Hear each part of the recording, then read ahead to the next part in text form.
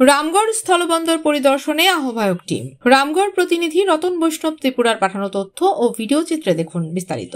খাগড়াছড়ি রামগড় সীমান্তে বাংলাদেশ ভারত মৈত্রী সেতু 1 সংলগ্ন রামগড় স্থলবন্দর পরিদর্শন করেছেন নৌ পরিবহন মন্ত্রণালয়াধীন বাংলাদেশ স্থলবন্দর কর্তৃপক্ষের গঠিত আহ্বায়ক কমিটির আহ্বায়ক ও অতিরিক্ত সচিব মুহিদুল ইসলাম ও কমিটির সদস্যবৃন্দ।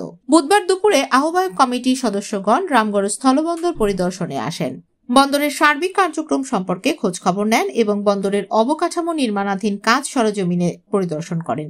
পরিদর্শন শেষে বিকাল 3টার দিকে রামগড় আন্তর্জাতিক প্যাসেঞ্জার টার্মিনালস্থ সম্মেলন কক্ষে রামগড় স্থলবন্দরের অংশীজনদের এবং স্থলবন্দর সংশ্লিষ্টদের সাথে এক মতবিনিময় সভায় মিলিত হন। সভা শেষে রামগড় স্থলবন্দর বিষয়ে কমিটির আহ্বায়ক মুহিদুল ইসলাম উপস্থিত স্থানীয় সাংবাদিক, ব্যবসায়ী, আমদানিকারক, রপ্তানিকারক, C&F সহ অংশীজনদের মতামতকে সর্বোচ্চ গুরুত্ব আরোপ করে রামগড় স্থলবন্দর বিষয়ে এমন সিদ্ধান্ত গ্রহণ করা হবে যা দেশ ও জনগণের জন্য কল্যাণ সাধিত হবে বলে জানান। অনেক কাজ অগ্রগতি হয়েছে, সামনে স্থলবন্দর হওয়ার বিষয়ে আমাদের আপত্তি নাই।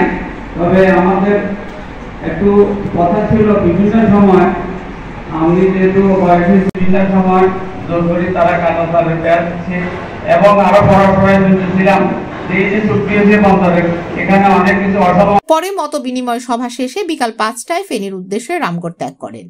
এতে নৌ পরিবহন মন্ত্রণালয়ের যুগ্ম সচিব মোহাম্মদ রফিকুল ইসলাম, বাংলাদেশ স্থলবন্দর কর্তৃপক্ষের যুগ্ম সচিব মোহাম্মদ শামীম আলম, ফেনী 4 বর্ডার গার্ড বাংলাদেশ অধিনায়ক lieutenant colonel Mosharraf Hossain G+ 24 পদাতিক ডিভিশন, সদর দপ্তরের lieutenant colonel JAM Bakhtiar Uddin, কাস্টমসের যুগ্ম কমিশনার মোহাম্মদ পায়েল পাশা, অর্থ মন্ত্রণালয়ের উপসচিব গোলাম কবির, বাণিজ্য মন্ত্রণালয়ের উপসচিব শরীফ রায়হান কবির, পররাষ্ট্র মন্ত্রণালয়ের পরিচালক মোহাম্মদ মনোয়ার মোকারম, রামগড় 43 বিজিবির জোন অধিনায়ক লেফটেন্যান্ট কর্নেল সৈয়দ ইমাম হোসেন, খাগড়াছড়ি জেলার অতিরিক্ত জেলা প্রশাসক ফেরদৌসী বেগম, মাটিরাঙ্গা উপজেলা নির্বাহী অফিসার ও অতিরিক্ত দায়িত্বে থাকা রামগড় উপজেলা নির্বাহী অফিসার মঞ্জুর আলম, সড়ক পরিবহন ও সেতু মন্ত্রণালয়ের সিনিয়র সহকারী সচিব টিনা পাল, অফিসার ইনচার্জ মোহাম্মদ মঈন উদ্দিন প্রমুখ উপস্থিত ছিলেন।